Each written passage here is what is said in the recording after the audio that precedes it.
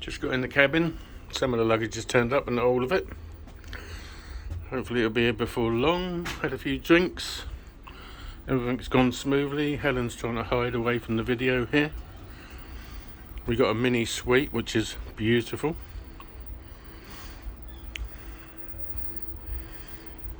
Plenty of space here.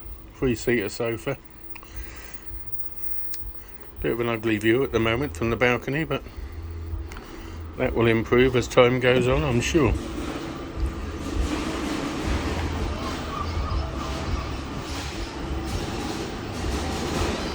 And there is Southampton on a semi-grey day. People are still climbing on board.